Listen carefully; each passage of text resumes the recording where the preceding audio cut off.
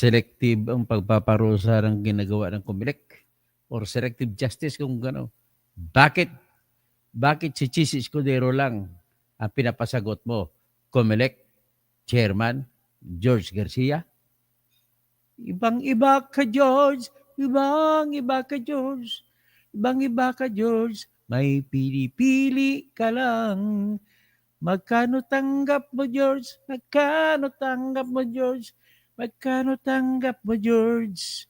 Sa pagpaupo kay Alfred Co. de Los Santos na kontraktor bilang congressman, pamalit kay kay Duterte Youth Party List. Grabe ka talaga. Matindi ka talaga. Matindi talaga ito, Sik. Ano, selective justice lang kayo? Basta nasa pwesto kayo, lahat sasagasaan nyo. Matindi kayo, wala na yung binabaylit yung batas na Section 1, Article 3 ng Constitution, nasasabi, nor shall be denied the equal protection of the laws. Sinasabi pa ni Mayor Lim nung araw na buhay pa si Mayor Alfredo Lim. The law must apply to all, otherwise none at all. Grabe. Oh, Lacson, what is right must be kept right. What is wrong must be set right. Pasabi-sabi ka na, wrong ka na nga dyan eh.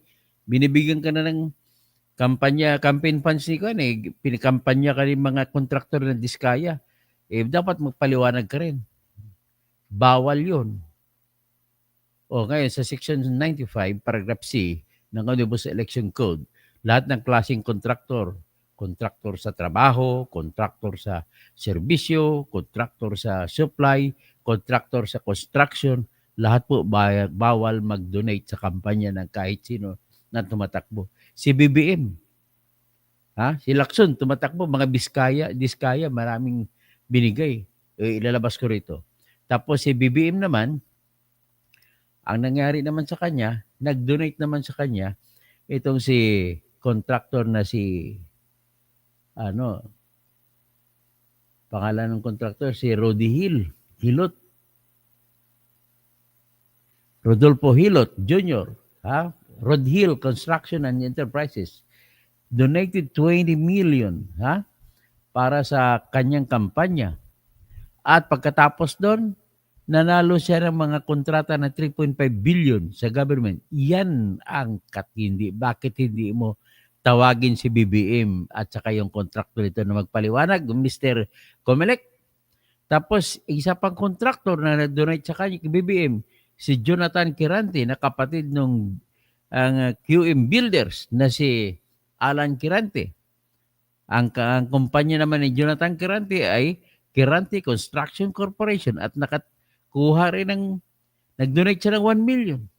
Pero nakakuha ng kontrata ng 3 billion. Grabe Tapos, ang kay Senator Chase naman, nag-donate ang kumpanya ng Centerways Construction Development Incorporated. Nag-donate din kay Chis Escudero ng 30 million. Si Chis Escudero lang pinapaliwanag ninyo. Si Sara Duterte, nag-donate din sa kanya. Yung contractor na ang pangalan ay si Glenn Iskandor, may-ari ng kumpanya na Genesis 88 Construction Incorporated. Tapos, ang donation niya kay Sara Duterte is 19.9 million. At nakakuha siya ng kontrata na 2.9 billion worth. Grabe. O si Diskaya naman, na nangampanya kay Lacson, nakakuha ng 421 contracts. Umaabot pa ilang billion bang net penalo nila. Umabot ata sila ng mga 13 billion. Matindi ito. So ngayon, pakinggan natin itong binabisto ko si Lacson na nilabas kong video ng mga tao ni Diskaya na kumampanya sa kanya. Mga tao ni Diskaya, ito po yung mga yung Pinoy Ako Party List. At ang nominee diyan, yung number 1 nominee, yung anak niya na si St. Gerard. Gerard Pacifico ata yun. Ito, ilabas natin. Tingnan yung kay Lacson. Yan, kuwan ko na, i-upload ko rito, kaya yung ano, yung pinablish ko no na kasinungalingan niya. Hindi nga siya sumagot dito eh, si Lacson.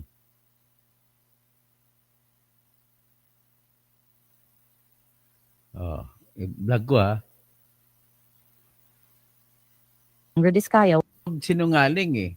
Ito, may karapatan ba, tama ba si Ping Lacson sa pagsasabi na wala siyang ugnayan kay Mr. and Mrs. Diskaya? O sa litratong ito, makikita nyo sa bahay ito, sa Taguig ito, no, sa opisina ni Ping Lacson. Kasama si Mr. and Mrs. Diskaya at yung anak nila na yung matangkad, yan yung pong anak nila. Kung di ko magkamali, yan si Gerard. Tapos si Ping Lacson. So yan po ay litrato nila nakuha nung tama siya Abril. Pero ang paliwanag dito ni Lacson ay inimbita lang daw siya na inimbita lang daw siya na masumama sa rally ng party list. Yun pala, ang party list Senate President Pro Tempore Ping Lacson addresses the circulating image of him with controversial contractor couple Sara and Curly Diskaya. Cavite Representative Kiko Barzaga earlier posted the image on Facebook, calling for an investigation. Lacson says the photo was taken sometime in the last week of April when the 90-day campaign period for the 2025 midterm elections was about to end. He recalls that the meeting took place after Fred Villaroman invited him to attend a grand rally in Mindanao. Villaroman is a campaign supporter from Davao City and son of the late Police Brigadier Francisco Villaroman. Lacson says Villaroman was accompanied by the Diskaya's son, Pacifico Felizario Diskaya II, when he went to his office in Taguig City to extend the invitation. The senator says he rejected the invitation out of respect for his friend, Senate President Tito Soto, whose nephew, Mayor Vico Soto, was running against Mrs. Diskaya for Pasig City Mayor. According to Lacson, the younger Diskaya was a nominee of a party list group.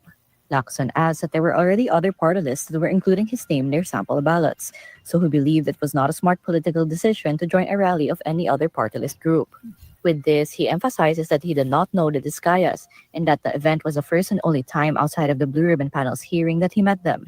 The senator notes that the meeting took only 15 to 20 minutes. Lacson says he hopes his statement clarifies insinuations being attached to the photo. The Diskayas are among the key resource persons invited by the Blue Ribbon panel to shed light on the alleged collusion among contractors, lawmakers, and officials in anomalous flood control projects. It was Curly Diskaya who first named House members and government officials who were allegedly receiving kickbacks from public works projects. Yan ang sinabi An invitation out of respect for his friend, Senate President Tito Soto, whose nephew, Mayor Vico Soto, was running against Mrs. Diskaya for Pasig City Mayor. According to Lacson, the younger Diskaya was a nominee of a party list group. Lacson adds that there were already other party lists that were including his name in their... Okay, so yan So, yan yung ang explanation ni Lacson. Hindi daw niya kilala ito mga Diskaya. Inaiya lang siya ng Diskaya, sumama sa party list. Naniwala ba kayo dyan? Tatanggapin ba ni Lacson sa opisina niya ang mga Diskaya kung wala siyang kaugnay kay mga Diskaya? Yan ang tanong ko. Anong masasabi mo, Romel Sigua? Pinagluloko tayo ni Ping. Kunyari, tanggi pa. Kilala naman pala, kinakampanya niya. Okay. Pastor Odi Rabi, ito, kaibigan mo ito. Talagang puro sinungaling daw mga politiko. Sabi ni Melissa Millanes, Lacson is a liar. Mga Ping Lacson, Sir Ping, paano ito? Paliwanag mo ha? Meron pa ako ipapakita. Diyos sinungaling yan si Lacson. Sabi ni Helen Baguio, connected na lahat ng mga ebidensya.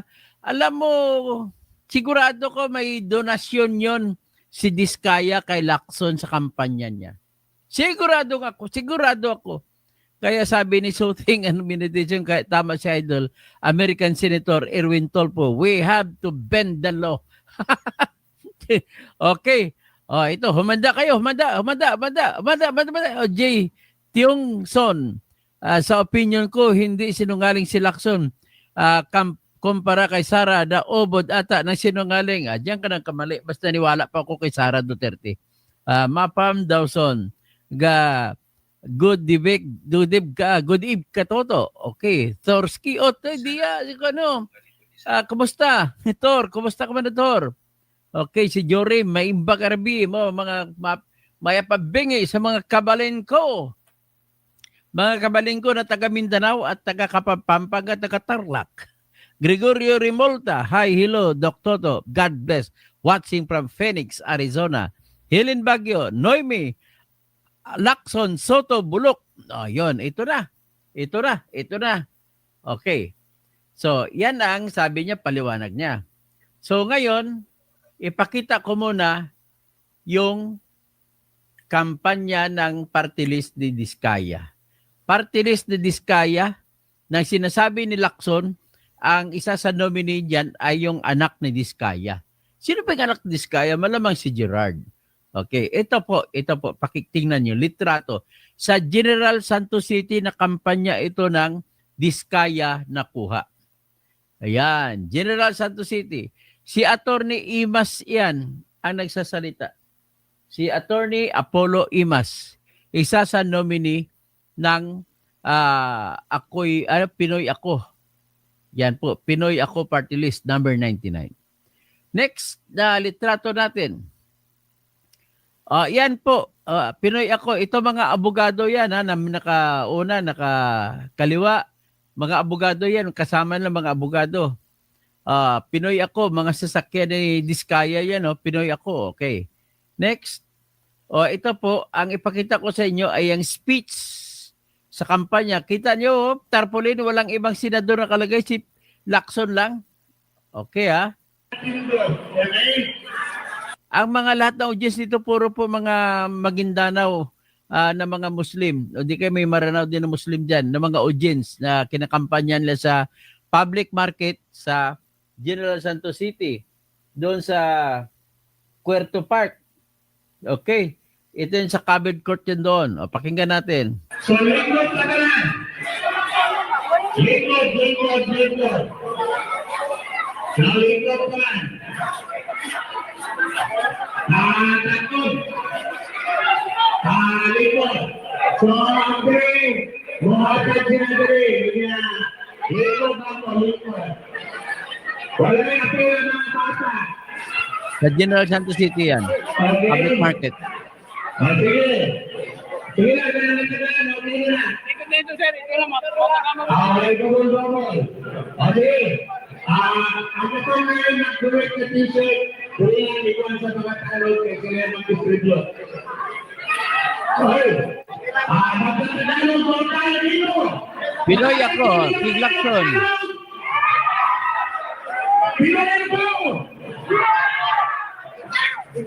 Pasensya na yung layo mo, dahil biglaan na siya natawag, no? Bigyan mo sila isa-isa. Yan. King Lacson ang dala nila, Bigyan mo sila isa-isa. Ito po yung kampanya ng party list ni Sara Diskaya. Sige. Wala yung bata. Ayaw sa tagay ng mga bata. Yan na. So, yun amin ni Grace sa Pulong East.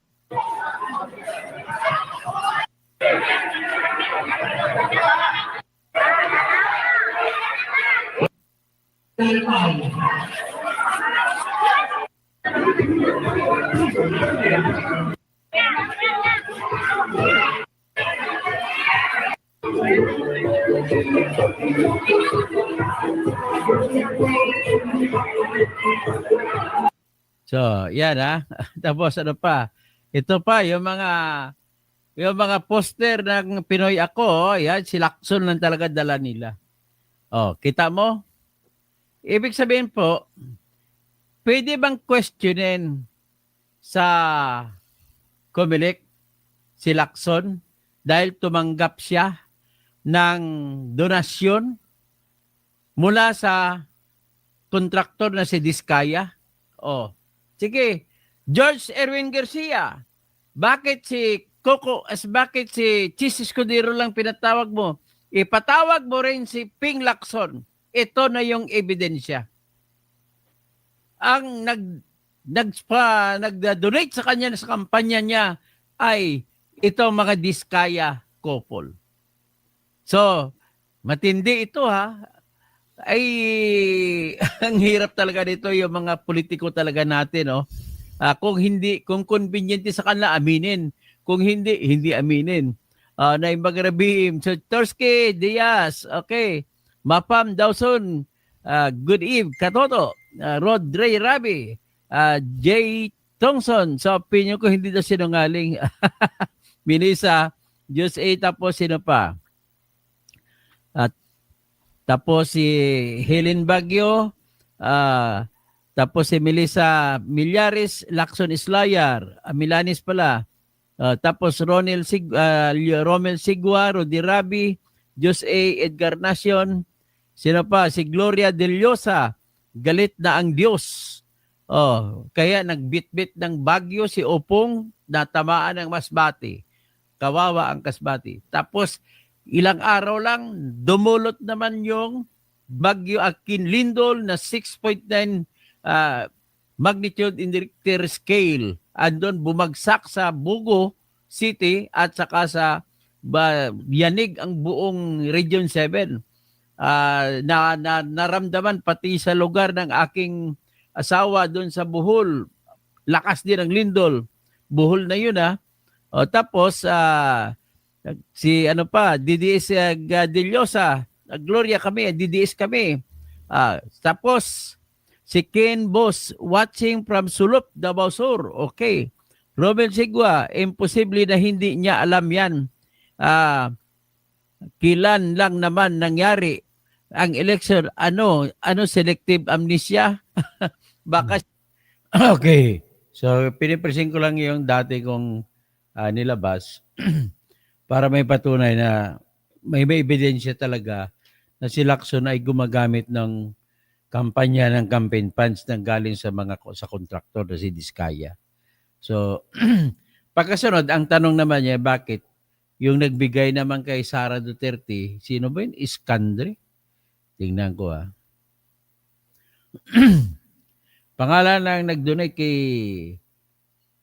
Glenn Iskandor, nag-donate ng 19.9 million na political advertisements, nag-donate kay Sara. Bakit hindi naman pinatawag ng Comelec si Sara at yung contractor nito si Glenn Iskandor? Isa pa, kay Marcos, bakit hindi pinatawag yung contractor na nag-donate kay Marcos na si Rodolfo Hilot Jr. na nag-donate ng 20 million?